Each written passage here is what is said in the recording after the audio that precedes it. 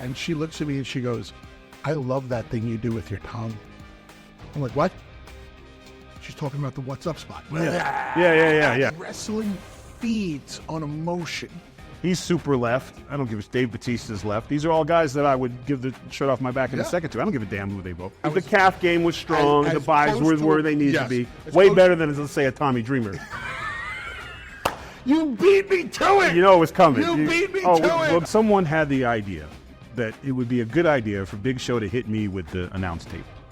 Because it had never been done. Who was the cheap one with you and Devon? I'm assuming it was Devon. Devon. Yeah, I'm just assuming.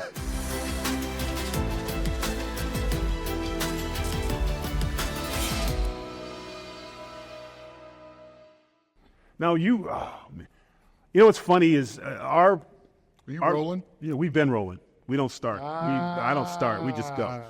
I like to show how it starts, how the casual thing gets into cool shit. Like, yeah, but nothing hanging. I don't hang any fruit. But because you were such a polarizing person, and when I first got to Deep South, Bill would always talk about you. He would always say, "You remind me of him. If you ever get a chance to get under his wing, make sure you get under his wing, because you can." He's like me. He's going to tell you exactly. If you suck, he's going to tell you suck. And if you're good, he's going to tell you you're good. And that's the guy you know where you stand with. They look around here. All these guys who come in here, they all tell you guys you're great. That they all telling you they suck and they don't give a shit about you. So I always knew where I stood with you and I was a huge fan. I mean, even to this day, I still giggle whenever I get the 3D seat in Delta. Like, do you ever look back at your career? There was a lot of great tag teams, but you and Devon were the most over, and I will argue anyone about that. You could make the LOD stuff from the earlier generation, but in terms of Attitude Era, because you guys were just, everybody knew someone like you in their neighborhood. There was that one guy that was super strong. He had he didn't look just right, but you just wanted to be around him. Like, the whole Dudley's thing, and it was born in ECW, and we don't have to do an origin story with you because everyone knows who the you are. So, but like, where did that come from, that whole Dudley thing? Because that came out of nowhere. What looked like a bad idea of tie-dye shirts and overalls ended up being one of the most iconic teams ever. Born out of the movie Slapshot. I should have fucking known that. The Hanson brothers. Yes! That's it. The Hanson brothers are the Dudleys. Wow. And Raven and Taz were sitting around one day, and they just thought of it. And that was it. And when they didn't know what to do with you, they made you a Dudley. And Big Daddy Dudley was a wrestler who traveled around, and every city he was in, he hooked up with a different woman, and out popped another son. And that was it. But me and Devon just had a very unique chemistry. We knew early on that there was something different about the way we vibed with one another, the way we fought one another, the way we had a camaraderie outside of the ring. And one day I just went over to Paul Heyman and I said, I think if you put us together as a team, we might have something here. And he said, go and try it. And that was it. That's how the whole idea of me and Devon happened. You know, it's evolved over so long. And then there was, when I think about Attitude Era, you think of those great ladder matches. But when you watch Raw, it was whenever you guys came out. No one ever knew what you were going to do. Mm-hmm. It's like there were certain things with like Edge and Christian. You know what it is? I think they were too good looking. You know, the Hardy Boys, they were too good looking. But you guys were like, I have a beer with these guys, and if this got weird, they're definitely going to have my back. And there was that regular guy appeal, not like today where the guys feel like they can beat the wrestlers up. Like people were generally afraid of you guys. And you were probably one of the first guys to break that fourth plane. You were not afraid in some of your earlier promos and stuff. Was it just Heyman just saying, hey, you just go be you and see what happens, and you just throw stuff? Or that was always because your character is a version of you turned up 100 times. But I don't see much difference in the character in terms of when you tell it straight. We were allowed to do anything that we wanted to do. We were allowed to go as far as we wanted to go, say what we ever wanted to say, push any button that we wanted to push. This was in ECW. So starting a riot on a nightly basis was just what we did. And when I say start riots, I mean legitimate. No, you started riots. People would take swings at us. We would go over the guardrail. We would pull people over the guardrail. We would Fans got laid out. All sorts of stuff happened. Riot dogs called in, the cops, arrests, the whole 9 yards. But that's kind of what made us. Me and Devon were fearless in what we did, kind of like the Sex Pistols or the Ramones were. We went out there and we just grabbed people by the throat, figuratively and literally, and just did our thing. And that's what got us so over. That's when the whole, the rumors about us started. And the thing about me and Devon was, I'm sure you can appreciate this, it wasn't an act in the ring. No. It happened was who you outside were. of the ring also. Now, I'm not walking around today doing the same thing that I did 30 years ago, but that went on all the time. Was it, because I always looked at you guys, and this is from a fan before I got into the business, was like they were believable. I believe that if somebody got in the ring with those two, if some celebrity came from a TV show and decided to get in the ring and play wrestler, they would take care of business. Like a Dr. D, Cowboy Bob Orton. I kind of feel like you were one of the last of those, the hookers, as we used to say, is to where a guy would be like, if there was a boy in the back, and we say boys in the back, we're talking about the guys we work with. If there was a guy in the back who was a little full of himself or wasn't going with the program, well, let's set straight. Yeah, let's book him. Let's book him a match with the Dudleys tonight. Let's see how he does. Or the domino game changes a little bit where you get. Did that role in ECW because you eventually went on to other things? You've held titles in every division. Yeah. Any place that's even said tag team wrestling, the Dudley's boys been there, done it. Yeah. And if you have it, it's because you don't need it. Where was the toughest part? Was it Young figuring it out, or getting to a point where look, I know how to do this shit. Why are you guys telling us what to do? No, the hard transition for me was from ECW to WWE because we had the freedom to say whatever we wanted to Paul Heyman. So I could go out there for 5 minutes, or I could go out there for an hour and 5 minutes, and nobody ever said a word to us. It was all about how we felt out there that night. When you get to the WWE, that's not the real world of sports entertainment and pro wrestling. So they would come to me and go, okay, Bubba, you guys got 7 minutes tonight. And I'd be like, I need 9. And but you got 7. I need 9. Bubba, you have 7. I need 9. I died on every hill. Because I could die on every hill in ECW. It was the greatest place in the world, and it was the worst place in the world. The greatest place because you could do whatever you want, say whatever you want, but the worst place because it didn't really train you for the real world of sports entertainment, where you couldn't argue about everything. You couldn't die on every hill. It's more like, here are your marching orders for the night. Go out there and do them. And until you become Steve Austin, you're not going to be able to just do whatever you want, whenever you want. That was the hard transition for me, and that's kind of where this whole aura and perception of me being difficult to do business with came in. I was never difficult. Yeah, I would never say you were difficult to do business with. We were never difficult to do business with in a wrestling ring.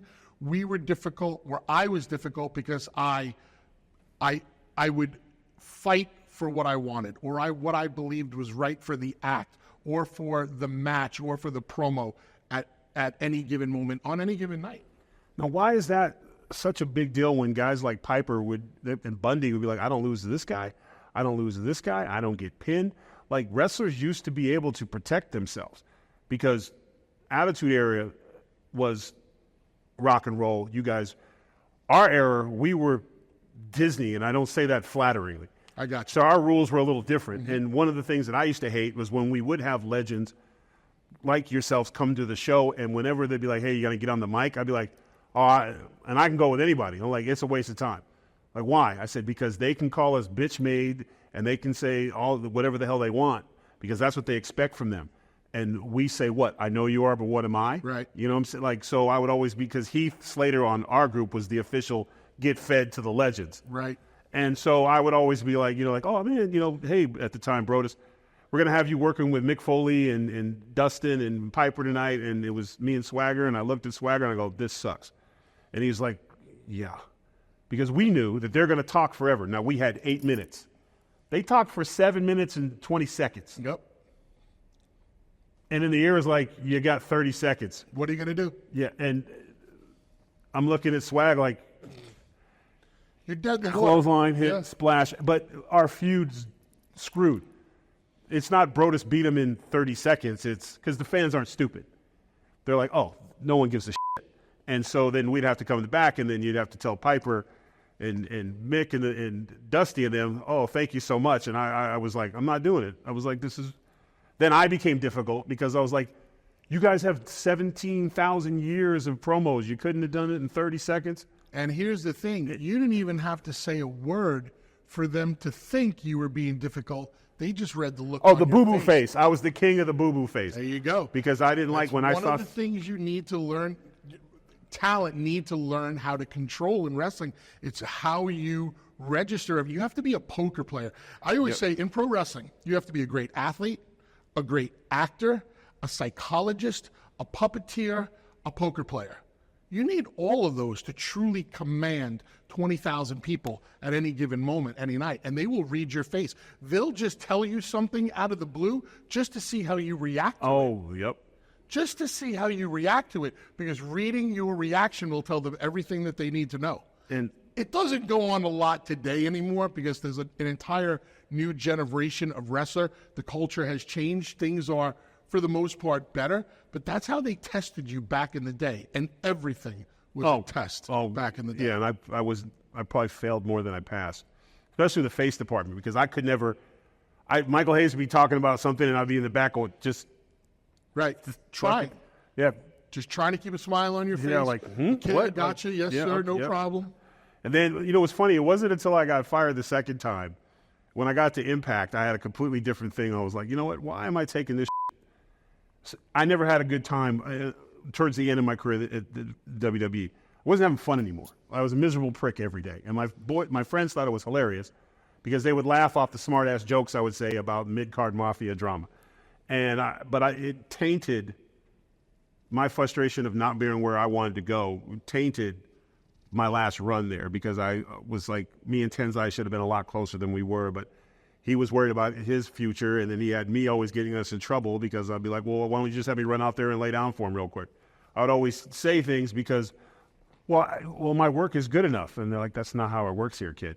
And it's a painful thing. Now, you, who is, like I said, if there was a Mount Rushmore for tag teams, you guys are dead in the middle. Thank you. Then you had this great run as a single competitor in Impact, and you won the World Championship. How different was that for you? It was considerably different because I never got into professional wrestling because I wanted to be a singles wrestler.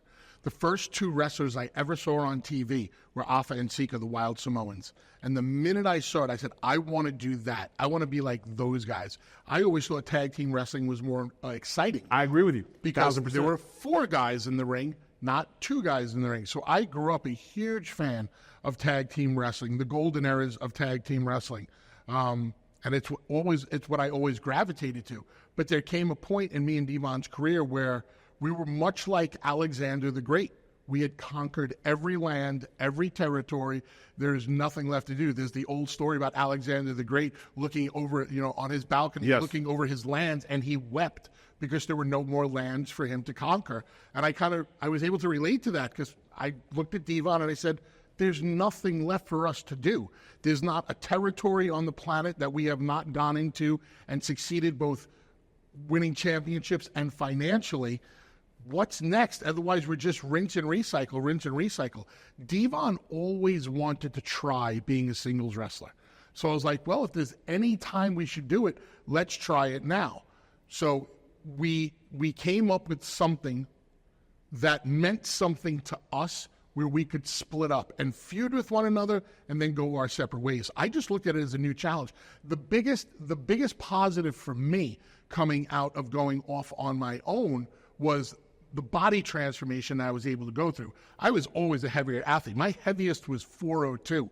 When me and Devon split up, I was probably 330, 340. It just gave me incentive to give myself a new look, because I said, how are people going to accept me almost overnight and look at me completely different than this tag Which is team hard wrestling? to do when you are the team.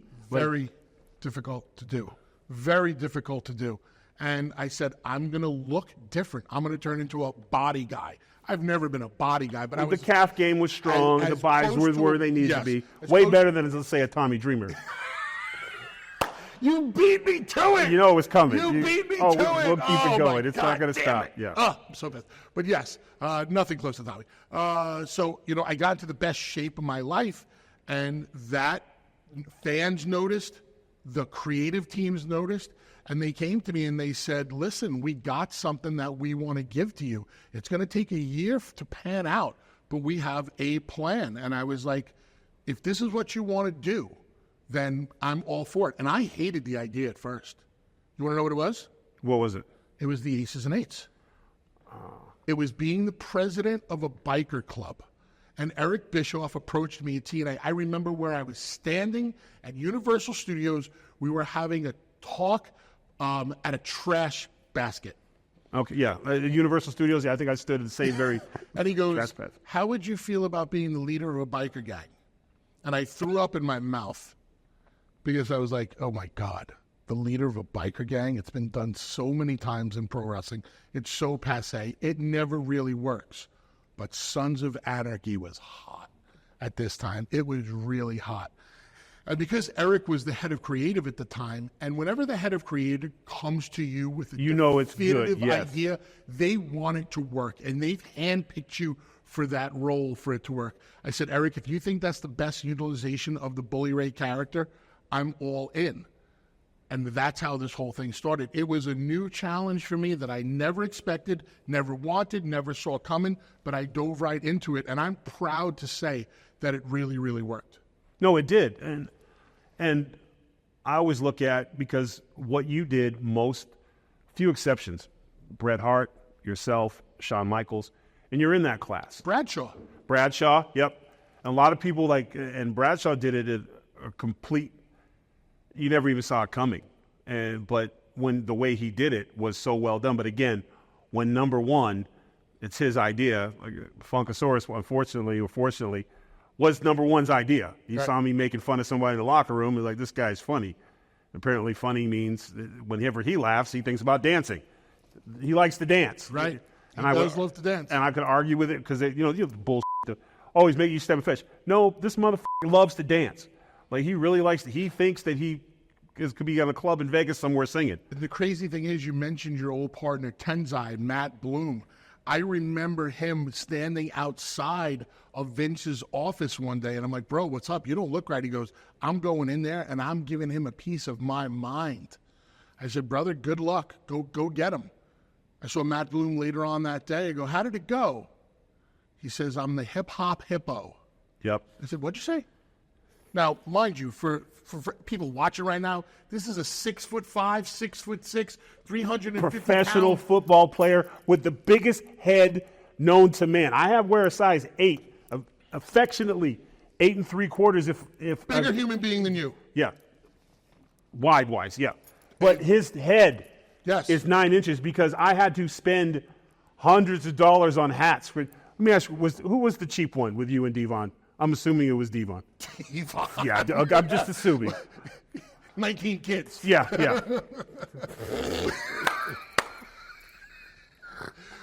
Then you should buy everything. At least you could. Exactly. I did try to take it. Although it was funny, for about 10 years, I sat in the lobbies of hotels and in the rental cars listening to him bitch, moan, and complain about somebody charging room service to his room or charging drinks to his room. And for 10 years, I'd be like, Devon, who the hell would do this to you? Yeah. Gee. And then 10 years later, I finally felt the need to let him know it's been me the whole time.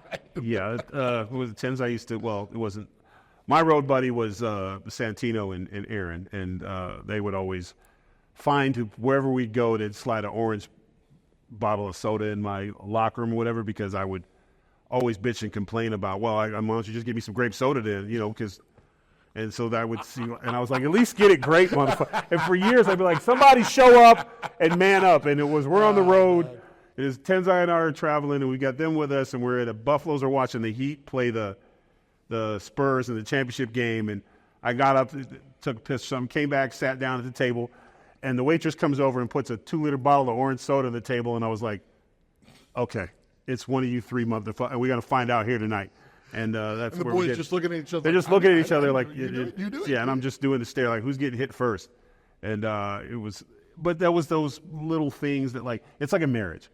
And then when it's over, now you guys stayed close. Me but and Devon were attached at the hip for 20 years. 20 years we saw each other's faces more than he saw his wife and children, or I saw my mom, dad, sister, family, and friends. what is that? And we're not even talking about your radio career now, because now you've become like the John Madden of wrestling. You know, Thank you. You talk about a lot of, but you're not afraid to say what needs to be said, because our business is going through a change, and it's a battle between storytelling and, oh, look at these cool moves. And those of us who grew up underneath guys like you coming up behind them, we look at it now. Now we see why you were grizzled and pissed off watching matches growing up like these kids. So you were warning us of what was coming, because one of the greatest finishers was getting them up in the flying D. That was a finish. Now that's something you do in the first 3 minutes of a match. The Dudley death drop. Yes, The 3D. The 3D, yeah. Can't do it anymore. Or the RKO or the DDP. It's all the same shit. Just whatever you put a name on it. I picked the one, I was doing this, and I was calling it, I think it was calling it the press or whatever, and Mark came in the Deep South one day and was like, oh, that looks good, I like it. World's Longest Slam. There you go. I did it in a house show there, and they're like, what are you doing? That's Mark's move. Sorry. Sorry. Then he called me up, try the bear hug. I was like, oh, thank you, the bear hug. Oh, gee, I hope. He said, the good news about a bear hug, work. You can do that every night, brother. You can be 60 years old and put the old bear hug on somebody. Yep. So, but even that, I just watched, because I watch everything. Because I'm always, at one time, a very long time ago, I had the honor of being in the ECW building. And I was in a tag match, and you were there. And you walked over to me and you're like, are you still wrestling? Like, you don't have to do this anymore. And I was like, I love it. I can't stop. I don't want to stop. And you're like, fair enough, and walked off. But so many guys aren't able to transition from being in the ring to taking something to the next level. And even fewer are able to continue to do wrestling without being under the umbrella of the WWE, to be like a Gorilla Monsoon, something like that, where you're going on your own way. Is there ever a part of you to think about being a part of these major organizations in terms of like a real general manager, a real head of talent, or because you've seen it all, you've worked with everyone, you still work with them. Is that something you think about? If a real fun, lucrative opportunity presented itself where I could truly help younger talent mature, get over, become better, evolve, I would listen. Because when I look at you, I think Booker. And we don't have Bookers anymore. It's an incredible compliment, and I thank you, but I don't want to be a Booker. Nobody does. Here's the thing. I don't make things. I make things better. And I'm not saying that with ego. I'm saying because I've learned my strengths and my weaknesses in this 30-year career now. You put a blank piece of paper in front of me, you come back an hour later, that piece of paper is still blank. You put a piece of paper in front of me and you put two names on that piece of paper, and I will give you 1 year's worth of storyline with an end result that will generate you money. But that's how it where used my to be. strengths Guys would go through the territories, and they'd finally get to the big TV where there'd be a Bill Watts or someone waiting on them going, okay, well, this is what you're going to do, and this is what we want to do. That, what you're talking about, doesn't exist anymore. It doesn't. Old school bookers do not exist anymore, no. I mean, the closest you're going to get to that right now is Hunter and Shawn Michaels down in NXT, who still have that old school mentality. I thoroughly enjoy what I'm doing right now because I appreciate the compliment of John Madden. I feel like I am the most honest voice in professional wrestling right now. I go on Busted Open 4 days a week. I watch Raw. I watch AEW. I watch WWE. I watch AEW. I watch TNA. I watch everything that's out there. And I give an honest and fair assessment because in a business that habitually lies to the fan base, I don't want to lie to the fan base. Yes, I want to lie to you when I'm standing in the middle of the ring, and I want you to believe in my soap opera and my fairy tale and my story, but I don't want to lie on the radio. I want to make fans, I want to educate fans. I'm not trying to create smart fans that look through wrestling and look for every little thing. Oh, they should have done that different. I just want to educate you on how to enjoy the product a lot more, and that's what I try to do on Busted Open, and I'm not afraid to call out bad stuff when I see it, but I always give constructive criticism. You will never hear me say, that sucked. He sucked. She sucked. You'll hear me say, this could have been better, and here's what I would have done to make it better. Because otherwise, you're just a part of the problem. You're just sitting back, and you're an old, grizzled vet who just wants to bitch, moan, and complain for the sake of it. You're sitting in front of the monitor just burying everybody. Correct, and I hate that. No. I hate that. Because, it's funny when I think about our history, because you were kind of doing the GM thing a little bit at Impact when I got there. And we just started working together. So I was excited because I was like, at some point, it's going to be me and Bully. Then we're in NWA. I win the heavyweight championship. Who's the first, after I beat Matt, first guy to walk out there, we do a little thing, and I'm like, all right, cool. I'm finally going to be in the ring with Bully Ray. And then some stuff went down, and I said, you know what, I'm going to retire. And did the thing with EC3, and I was like, how did that? It was just, we always seem to have bad luck in the aspects, but always was in circles around you. And then now today I get to sit and talk with you, but you're still active. You're doing stuff all over. Do you think about retirement? I mean, you're in great shape. Again, you're not in a dreamer situation when we were all like, please. 2-0. Thank you. As long as he's got a bag of Oreos, he can always go, right? Oh, dear God. So true, though. His blood type is double stuffed. Yes, well, and his favorite, no, seriously. He doesn't have pictures of his kids. He has pictures of his boxes of Oreo cookies, like different flavors and style. He'll be like every week, what do you have, Oreo flavor of the week? Yeah. He's not sponsored by Oreo. It's an addiction. Yes, complete addiction. And I'm glad that we see that. We do. Yes, and we bring it up every chance. I wouldn't even be in wrestling if it wasn't for Tommy, so I feel like I have the right to give him because he brought me into this shit. But are you thinking about retiring, or are you still ready to go? I will never retire. Retirement's a fake word in wrestling. It's a nice way to get out of your contract. Right. Terry Funk retired a dozen Flair, times, whatever. Shawn Michaels. I only do this when I truly enjoy doing it. If I can have fun, tell stories the way I want to tell stories. I've had people call me and say, hey, will you come in for the night? No.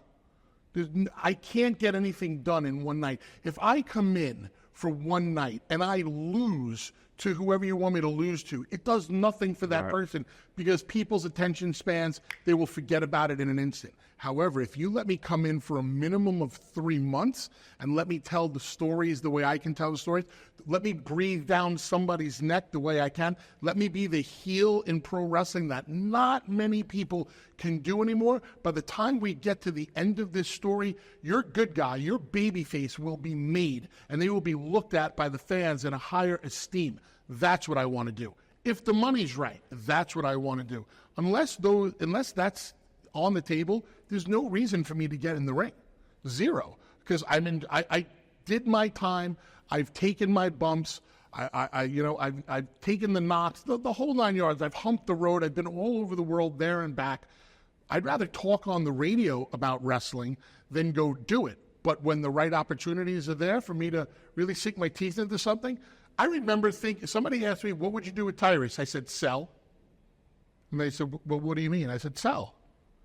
They're like, you're just going to sell? I said, yes. Until the time's right. And that's exactly what my next statement was, until the time is right. I said, because if Tyrus can beat the shit out of me, Tyrus is going to look even better. In the NWA that one night, I was with Mike Knox, doing something with Mike Knox. And Mike Knox knocked me out with one punch. And a couple of the younger wrestlers, he only hit you once. I said, that's all it takes. Yeah. Dr. Tom Pritchard and Austin Idol were in awe of the fact that I stayed down from one, but they're like, you stayed down from one punch. They were so happy and proud of me for doing it. The younger wrestlers were like, you only stayed down for one punch. Well, that's the idea. Because if Mike Knox can knock down Bully Ray with one punch, that must be some freaking punch. You just put him over. From Mike Knox. Listen, that's the one thing I loved about NWA. We brought back the Body Slam Challenge. And everyone was like, oh, and for 3 weeks, everyone tried to slam me. Oh, I can't be slammed. And then Mims scooped me up. The biggest poppy. It was like, everyone was like, well, what's going on? What's going on? I was like, but it was just a slam. Like, that's the problem. This business has never been about moves. Once you realize that, it's gonna be, but you have to 10 to people fail. can throw a super kick. Whose super kick means something? Shawn Michaels. Yeah, because no one kicked. Well, I would argue, gentleman Chris Adams, because no one kicked out of his too. Okay. But then you have someone as athletic as the Usos who do it. They do it 3 times in a match, or the kids in AEW. The Bucks will do one up top, one on the knee. And it's like They're not supposed to. Fans are not supposed to care about the move. They're supposed to care about you doing the move. You want their emotional investment. You want them to love you. You want them to hate you, because then you can throw a punch or a super kick and it's not going to matter. The most successful and you know this, the most successful wrestlers, and success is you can only deem success one way in this business. It's the only thing that matters is the cold hard cash, the amount of money you make, the asses that you put in seats. The Hulk Hogans, the Steve Austins, the Dusty Rhodes, all of the biggest money makers didn't do anything. No. They did nothing. That's actually one of the biggest knocks on Hogan. I'll be like, watch him wrestle in Japan. If you want to, people say, "Oh, Hulk Hogan couldn't wrestle." Go watch Bullshit. him in Japan. Go watch him in Japan. Yep. He was smart enough to know that he didn't have to do that in America. Hogan's shine was his entrance. Yeah. Dusty's shine was his entrance, and then all they had to do is sell until it was time to go. Tom was right. Slip on the band appeal. That's it. Those are smart wrestlers. So I'm gonna pivot here, because I could talk wrestling to you all day. Now that you're in the civilian world, and it was such a small group, but I remember when I decided to get back in after the pandemic, and there was an NWA, and there was this talk. Well, what about his political beliefs? Isn't that going to be an issue in wrestling? And I always laughed, and I was like, well, first I'm a heel, so whatever helps them boo me, I don't give a shit.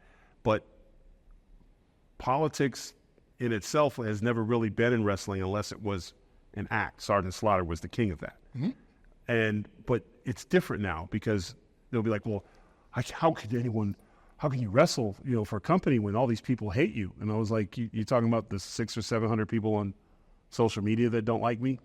I don't give a f***. I don't buy tickets. Both sides watch wrestling.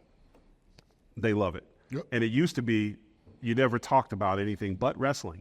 I never went out in wrestling and talked about any political shit, because that's not what the place is for. Wrestling's not a place to push your political beliefs. Wrestling is its own thing, and you respect it when you're in there. Do you find it now that it's more polarizing than ever? Like if you say, oh, I'm going to, not that it matters, but I'm going to vote Trump or Kamala or whomever you vote for, is an indictment on you as a professional wrestler? Do you feel that toxicity? I think that if you voice your opinion for either one, it's an indictment on you. Everybody is so judgmental about what side you're on, to the point where I can't like you if you like somebody. I mean, come on. This is beyond. I'm common sense when it comes to pro wrestling, when it comes to life, when it comes to politics. I'm very much a common sense guy. When your producer said, are you afraid to talk about anything with politics? I said, absolutely not. He's like, well, what's your political view? I said, common sense. Producer does all that here? Yeah, whatever you got. Yeah. Common sense politics, common sense wrestling, common sense politics. And that's the way I look at things. If you say, well, I like this person, or I like that, 50% are going to love you, 50% are going to hate you. You're damned if you do, you're damned if you don't, right? Look at you. Yeah, I laugh all the time. Kevin Nash I consider him a very close friend, and we check on him daily. Just dumb messages back and forth. We keep sending the fake bully stuff all the time, because unfortunately your fake account is bigger than, but that's, whatever. I digress. But I remember that you wrote me, you was like, hey, thanks, but wrong social media. I was like, I got to figure this out. But he's super left. I don't give a Dave Bautista's left. These are all guys that I would give the shirt off my back in a second to. I don't give a damn who they vote. Yeah. Never had You do give a damn about who they vote for, because you are concerned, but at the end of the day, you're not going to not be friends with them because of who they did vote for. Yeah, that's stupid. You genuinely like a human being for who they are and how they treated you, and how you enjoy treating them. But now all of a sudden, because you voted for somebody different than me, I hate your guts, and I can never talk to you. I mean, think about it. Yeah, I always feel like there's an excuse for something else. I always looked at it like if someone just wanted a reason not to like you, that's the easiest thing to do. Is like, well, but they don't ever watch the show because that's what makes me laugh. I voted for Obama twice, and it looks like I'm going to be voting for Trump 3 times. So because that's what was best for me at the time, with my tax bracket. When I looked at policies, like, oh, this guy kind of goes my way. And then as I go up, I'll be like, oh, this is, so you kind of lean depending on, and that's how I kind of thought everybody else was until I realized that it's no longer your favorite football team. It's whether you're a donkey or an elephant, and then there's, you're a donkey with feathers with and all these different shit starts coming out. And it's like, you vote in there by yourself. It's not like you're in there going, excuse me, Yep. So leave it there. Like, I keep thinking ways to bring the country back together. And there's 2 sports that can do it, wrestling and baseball. In my opinion, those are the 2 ones because there's games where you can see them all week, all the time. You get behind a wrestling, your favorite wrestler is going to be there for you every week, typically. It's not like boxing where you only see your favorite guy once every 3 months or football for a season. Wrestling, you're there. So if the messaging is strong or you get behind a hero, this generation hasn't found their Austin yet or their Hogan yet. He hasn't appeared yet. Sure. And when he does, I think, or she does, it will start bringing people back together again where you actually went to the show not to look for somebody with a Kamala sticker on their T-shirt or whatever, but you just went to boo and have a good time. And I think baseball is the same thing. Do you agree that that's how you bring people back together? National pastime. Yeah. And everybody at one point in their life has loved wrestling, whether it's because they loved or liked wrestling on their own, or because their parents watch it, or because their grandparents watch it. I have a listener on Busted Open, Dr. Bob from Maryland. He's a brain surgeon. Listens to Busted Open while he's doing brain surgery. At first, we thought this was bullshit when he called in. We fact-checked him. Dr. Bob is a brain surgeon, and he listens to us. And I guarantee you, if you asked him how to start, he'll say, with my grandparents on Saturdays. Yeah. You just never know. So, yes, wrestling brings everybody together. I meet people. How many times have you met people that go crazy to meet you, and you would think, wow, you're a pro wrestler? George Bush's daughters. One of his daughters, I don't know if it was Barbara or Jenna, shows up to Madison Square Garden one night, and Jimmy Tillis, the head of security for us back in the day, knocks on the door. He's like, guys, the president's daughter wants to meet you. I'm like, what? He's like, yeah, the president's daughter wants to meet you guys.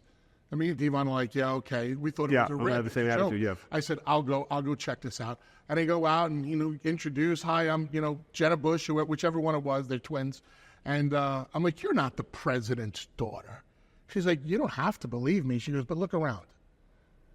And brother, yeah, I looked around, and then I noticed them. Back when Secret Service was Secret Service, yeah. These mother truckers just blended into the walls until she said, and then I was like, oh my God, yeah. And she looks at me and she goes, I love that thing you do with your tongue. I'm like, what? She's talking about the what's up spot. Yeah. But, I was like, oh my God, she's a real fan. Yeah. The president of the United States' daughter is an actual I'm willing fan. to bet he'd watch too. He just struck me as a guy who wasn't afraid. I'm sure that was the one time I'm willing to bet that Monday Night Raw was on in the Oval Office. I guarantee when George Bush was in, I feel like I can see him yelling at the TV. Oh too. yeah, I guarantee it. But you know what? I'd take another George Bush in a second right now. Just chill everything out. When I get that, I laugh a lot too. Like we get all kinds of people that come through here, and you get diplomats and ambassadors, and there was all these people. And it was some guy from Ukraine was here. Some diplomat was talking about something, and across from me he was like, "Somebody call your mama?" And I was like, "What the? Excuse me?" And I was like, "Hi, Tyrus." He's like, "No, you changed your name." I was like, Brodus, yeah, that was my mother's name. He's like, oh, I used to watch you all the time. I was like, oh, sweet. So, shall we sit down and talk foreign policy now, or let's just talk wrestling? And that's what we did. The interview will never be seen because there was like, we can't use this. I had a good time. But you get those people that come forward because there was a time when celebrities, even if they got a chance to be in wrestling like Muhammad Ali, Gorilla Monsoon didn't give him anything. airplane spinned his ass and said, "You don't know wrist lock from wristwatch. Get out of my damn ring." Yep. And Ali was like, "This is the greatest thing ever," because everybody wanted to be. Liberace was dancing. You look at WrestleMania 1, I still say that's changed the face of wrestling Incredible spectacle. forever. Yep. But it made celebrities were here, and your favorite wrestler was here. Like Hogan wasn't waiting in line to see anybody. Yep. With the exception of maybe Michael Jordan. But even so, Michael Jordan would have been like, "Oh, man, I'm standing in the ring with Hulk Hogan." Like, that's how big wrestling has gotten. I think that memory is what keeps it going today, because in my generation included, we haven't done anything to duplicate that, or we haven't worked well enough together as a group to build something to sustain us. Everyone, like you talk to most wrestling fans, they watch the old stuff more than they watch the new stuff. True. They watch, they can recite you WrestleMania 3 like it was scripture in the Bible. But you ask them the WrestleMania from last year, they'll be like, Right. Is that part of our world over? I honestly don't know. I do agree with you about we need another Hogan or Austin to bring everybody together. But I also agree with you about every Democrats, Republicans, Independents. Everybody loves wrestling and baseball also. Yep. Like you said, I meet them from all over the place, and if it brings people together, then great. Because if it can take away the constant that we're dealing with every day now as a country, no matter who wins. No matter who wins. No matter who wins, they're only winning. I mean, no matter who wins, we're divided. We're as divided as we've ever been, to the point where you're afraid to talk to people at times, where you're afraid to voice an opinion, or even have a normal civilized discussion because you don't want it to escalate. You're almost saying to yourself, "Wow, I'm getting along really well with this person." You go out on a first date. Yeah, it's like you're hiding something in a closet. This girl's really, really cool. But if I tell her I voted conservative last year, What do I do? I mean, there's worse lies to have to hide. Like, Exactly. Like 18 children. You know what I'm saying? Like, there's worse things. Finally, someone I can tease. I only have 4, but their hair. But yeah, the divide is deep, and you're going to get this real quick. We were in a very emotional business. We prey on emotions. We need it. That's it. And there's two dominant emotions. There's love, and there's hate. And hate is a powerful emotion. I would venture to say that hate could be more powerful than love. And the hatred that's going on in this country right now is really jading a lot of people. No, it is. That's the thing about hate is you can't feed it. See, love, you can receive love back. And when you get it back here, there's a sense of calmness and we've made it. But hate is 24/7 because it's a big hole that you'll never fill. So when you hate something, the only way you feel good about it is letting everyone know how much you hate it. And then maybe other people will join in with you because misery loves company. Yeah. So, yeah. And I think about that a lot because when this election's over, here's the other thing, too. Your life's not going to change on November 6th. No matter who gets in, whatever issues you have are going to be waiting for your ass November 6th. No, neither one is going to make a magic pen and be like, your particular issues are all gone. Thanks for voting for me. They don't give a f***. Mm-hmm. They're going to go on and they're going to make their decisions. And every time a decision is made politically, 50% of the people are getting screwed and 50% are going to benefit from it. But it's usually on you either win some, lose some. It doesn't matter. We used to all be able to accept that if your guy didn't get in, oh, well.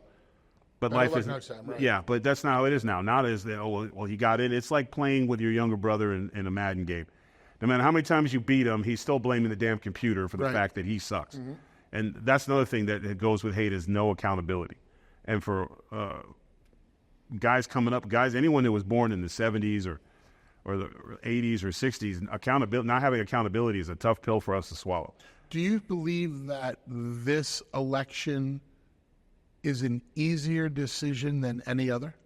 For me personally, yeah, not even close. To me, I have taken the people out of the equation.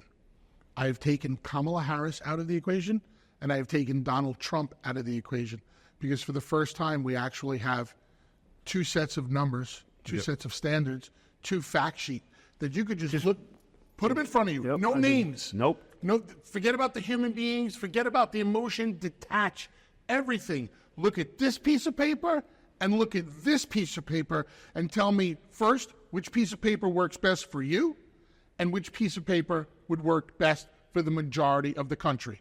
There's your choice. Yeah, and that is a great idea, and probably be our lead clip for America, right? I think you did it. I think you nailed that one.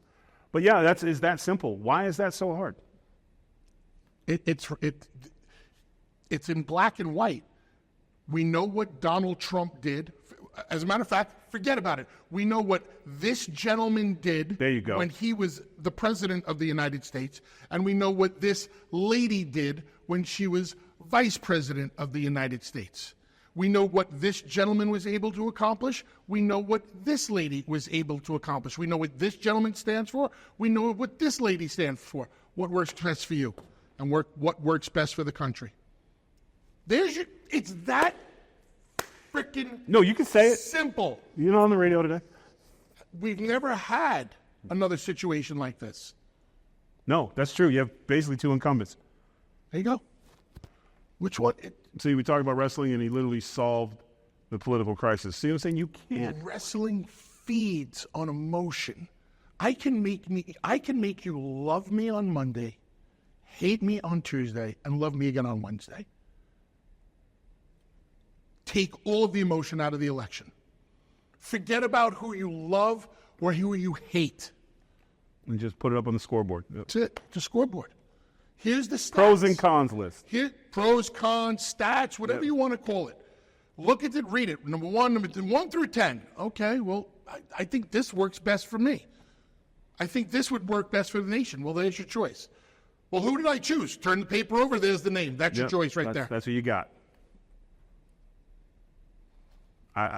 You know what? You find ways to try to end things, but that's. No one else thought of that. All these political minds we got here. No one else. I could have got off Gutfeld Show 5. I could have retired 3 years early. Just draw a line down the paper. You write this here. You write this here. See you guys next week. Man. Okay. So you got a pretty good grip for politics. Would you ever consider running for political office? I know nothing about it. Although I was a hell of a politician backstage. I'm about to say, you were, what are you talking about? You just, I was about to say, what? I don't know. I don't know the first thing about it. Like, let me ask you this. Are you enjoying, you're very successful. I'm very happy for you.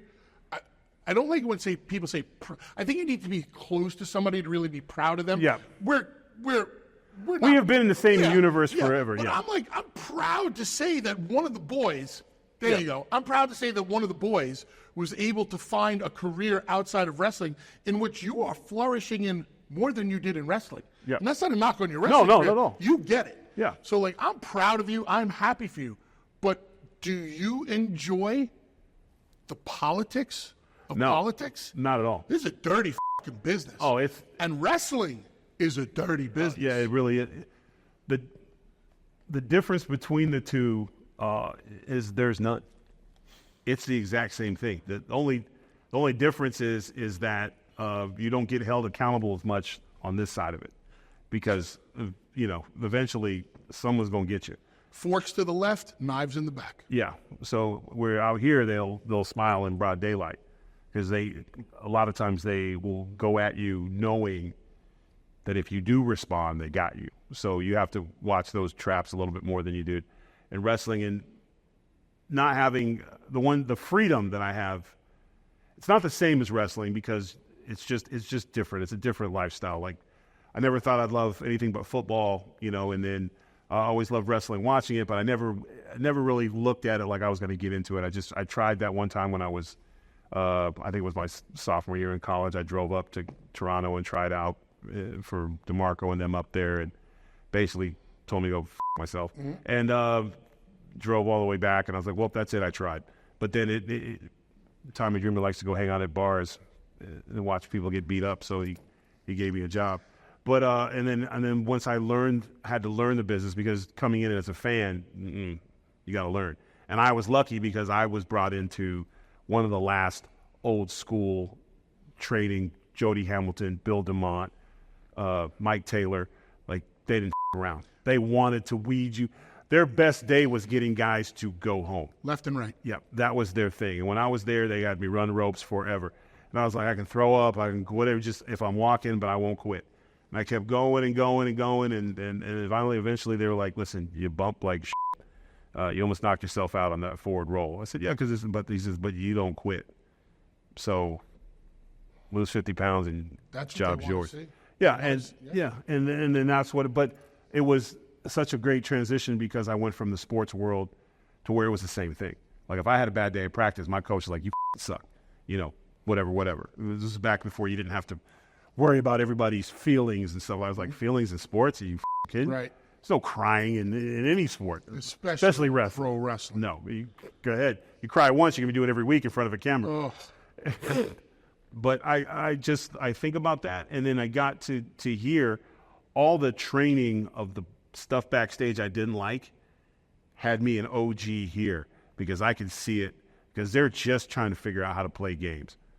So I see it ahead of time, and now the only difference is I just see the chessboard, and I'm not playing. Brother. Yeah, it's all chess. So gun to your head, what's the number one thing that got you over in this world, in your political world now? Common sense. It's the easiest thing in the world. Hey, don't touch that. It's fire. Why? It's hot.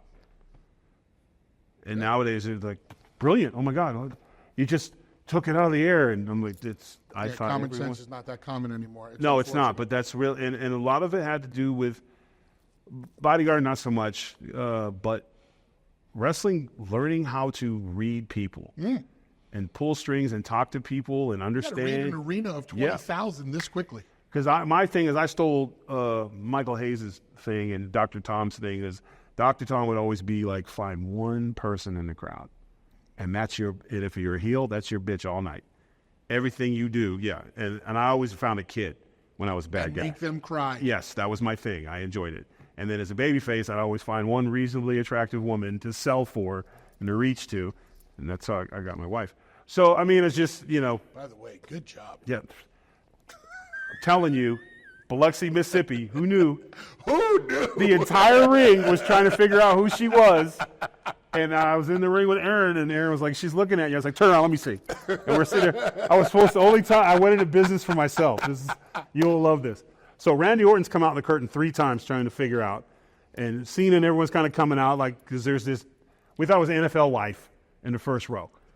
And me and Aaron are out there, Sandow, going back, and we're supposed to go 8. And we're doing our thing. He's like, yo, she's looking at you. And I was like, what? She's a chubby chaser? Like, because, you say the dumbest shit in the ring together when you're having fun, especially with your boys. Worst idea is to wrestle with your buddies. Absolutely. Because you get tatered. And I always have to be nicer to him. So we're doing the thing. He puts me in a figure 4, or we called it figure 5. And I'm doing the cell and Funkasaurus or whatever. And I was like, to turn it over. The place is going crazy. But he saw her. She's like, bro, she's about to cry. I was like, roll back over. Roll me back over. Let me crawl to her rope. We stayed in it. We went 15 minutes. Like, Arn Anderson had to be fit and tied in the back. Like, he was like, these guys. But the place was going, we had him. And it was an experience like, and we got back to the back. And Scarlett Armstrong said, I'm only going to ask you once. Was that the reason? And I went. And he let it slide. He let it fly. He's like, by the way, you got over his by the way. And Arn came over. He's like, normal situation, standard fare. You bags packed and you're out of here. Gone. But they packed them for you. But I get it. Yep. We're good. Don't ever do it again. But we're good. Randy was like, I would have went 2 hours. I'm like, you can. And he could have got away with it. He could have got away with it. So, but yeah, like all the best things in my life have come from wrestling. Best friends, jobs, and even this.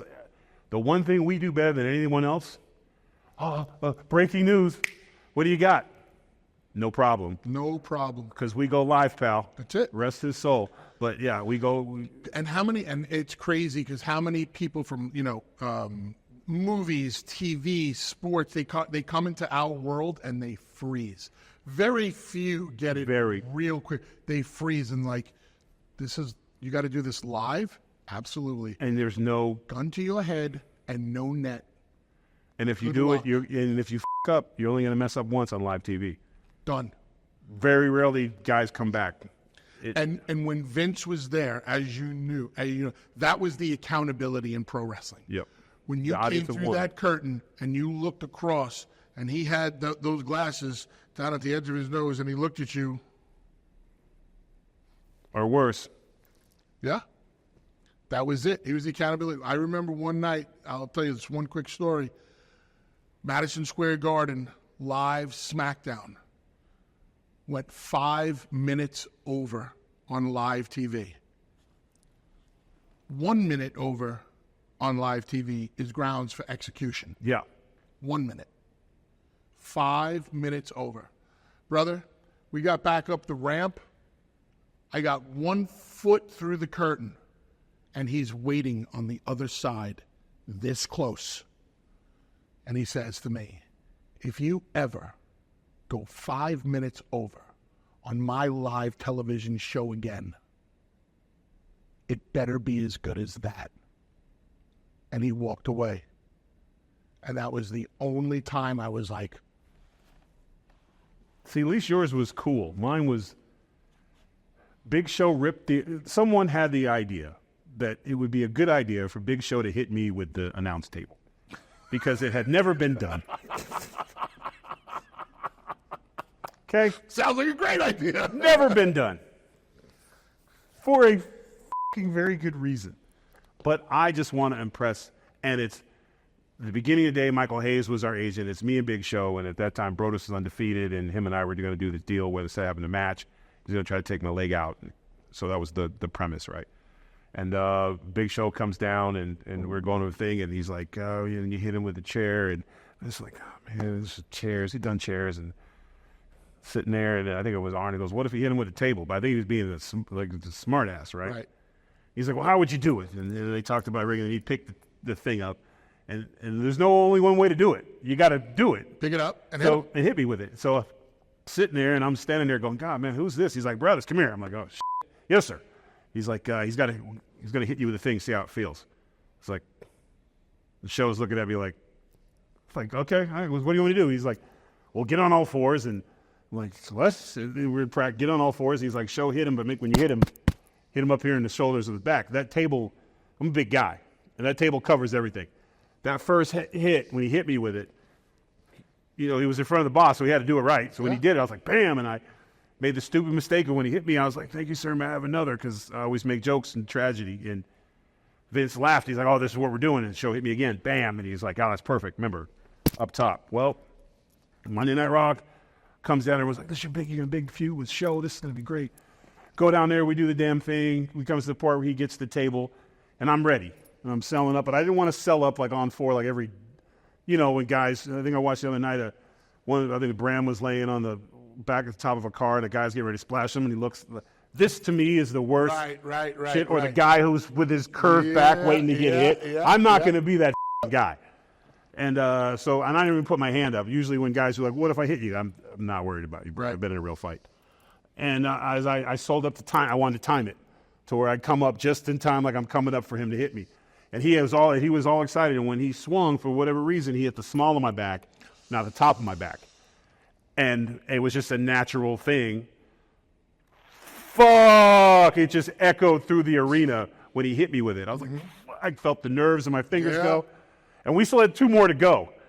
And he did it again, bang, bang. But every announcer was like, you can't say on Raw, bro. Like, in the gurney, trying to bring me through the thing. And I'm like, just let me get out of here because I don't want to be strapped down with I know what's waiting for me. Exactly.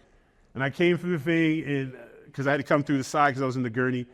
Vince comes around, he's got and Dusty's sitting, because I was Dusty's. And he was like, why did you say on my Monday Night Raw? He didn't ask you how you were doing? No, he didn't ask you if you were hurt. Die. I just said, at the time, it was the only thing that came across my mind. And he went, what? What'd you say? I said, at the time, it was the only thing that came across my mind, sir. And he was like, no fine. That's you're good. Did you hear this motherfucker just said? And he said it was, and of course the yes man on cue were like, oh yeah. I was like, yeah. And then I got off the thing and realized that my sciatica was still laying out in the back of the thing. But yeah, that was my big moment with him where I was tied down, but he was the glasses. I had heard so many horrible stories about guys getting pulled aside. Or worse, you walk through and someone like Finley's waiting for you going, oh, this way. Yeah, sure. I saw that happen. Sure. Poor thing. The most intimidating thing about Vince, people were so intimidated by Vince. The most intimidating thing about Vince was his door. I watch men just fear nothing worse on his than, door. Or worse, sir, could I get a dark match? I said that was one of the inspirations for me, because when your ass gets fired, it sucks, and doesn't matter who you are or what level you're at, getting let go, especially from the WWE, because you feel like there's nothing left now. And when I was coming out, we didn't have AEW. Impact and Global and New Japan you couldn't make a comfortable living if you're used to life in the WWE. Correct. And those other facilities. You just can't. Or you have to work an insane indie schedule, and you're just not going to. So I had to, and my whole thing was to prove him wrong. Like my argument was that I'm the top guy. And your argument is you don't think I am. So one of us is right and one of us is wrong. So I'm going to get over somewhere else. And when I went to Impact, I realized that I'm not, even getting over here and being all the good things that happen there, is like, I can't support my family like this. Mm-hmm. So I've got to do other things. So I was doing movies and stuff like that. So when this opportunity came, I was like, you need me to cut a promo every night? Well, I got you, but I had to do it my way. And there's no writers. So I finally get to what I want to do in wrestling, but I'm doing it at Fox News. And I got to do it with Billy and got success there and was able to capture a championship, which I was dead set against. I wanted to be like the guys before me, Bundy and Stud and Orndorff and Haku, all my heroes. Yeah, he was tag team champs with Andre, but all my main guys, Hacksaw and stuff, they never had titles. So I really didn't put too much weight on it until I actually won one. And then you're like, wow, I should have won a lot more of these. Yeah. This is f***ing great. We all say that until it happens. I always smirk when I hear guys say that. I said, you know what? Until you've held that gold, that's how you know this is real. Because that moment is real to us, and it will always be real. And you've always been one of the realest guys, and I've always appreciated that, because you were never like, oh, hey, welcome. Everything with you had to be earned. And I appreciate that, because more of the boys need that today. So I try to, whenever I'm around him, I don't get to be around as much. That's the hardest thing for me. Retiring wasn't about being in the ring. It was missing that locker room. And even when you were in NWA, it was like, come to the locker room, because the locker room is the last safe place it is to be men, in my opinion. Hang out and have a good time and cut up and laugh, absolutely. It's the last place to be a 13-year-old. Yep. And then, of course, until the wife's called during the matches or whatever. But, man, I appreciate so much your time. So where can people find you besides your hit show on Siri? I think I have a Twitter and an Instagram. I don't even know. I know you have a Twitter. Bully Ray 5150, Real Bully 5150, something like that. You have the worst handles to find. And obviously on Busted Open Radio 7 days a week, Sirius XM, Fight Nation Channel 156, 9 a.m. to noon, the podcast, the replay, the whole 9 yards. So now I'm going to get you on the record, because now that I have you here. Yep. So if I can get you to come on Gutfeld sometime? I would love to come on Gutfeld. We have this recorded. We got you locked in. All right. Is that like a big deal? Well, we're only No. big deal. People say no, that they don't deal. want to come on? One of my good friends always comes on. Jim Florentine. Yes. Oh, I love Jim. Jim's the best. Jim's hilarious. Yeah. And Jim should still be suing the son of a bitch who stole his joke in the Joker movie. Oh, okay. Have you seen Joker? No, but if a joke was stolen directly it from sounds Jim? exactly like him. Like somebody walked into a club, recorded him telling this awesome joke, and they put it in the movie. Because I'm like, yo, Jim, you didn't tell me you were on the Joker. He's like, I wasn't in the Joker. I said, I refuse to believe there's another grizzled out, beat up, shot out New Jersey voice like yours. But he comes on the show. He's and he's another common sense guy. But yeah, absolutely. So I'm just throwing the invite out. So I just want to make sure we're good. Absolutely. Book it. Okay. Can I sit? Can Kat sit on my lap? How do you feel about babies? No babies. She's like 7 months pregnant. So yeah, that'll be. Forget it. Yeah. No, you will have your own chair. Okay. Your own chair. Okay. Probably across from me, and hopefully Cool. we will not get in trouble. And we'll giggle like 13-year-olds. Yes, yes. And I'll even try to get Emily Campagnon on the show. It will be great. There you go. Man, thank you so much. Thank man. you, brother. Always a pleasure. Appreciate you. I'll help you up if you help me up. Thank you. Thank you.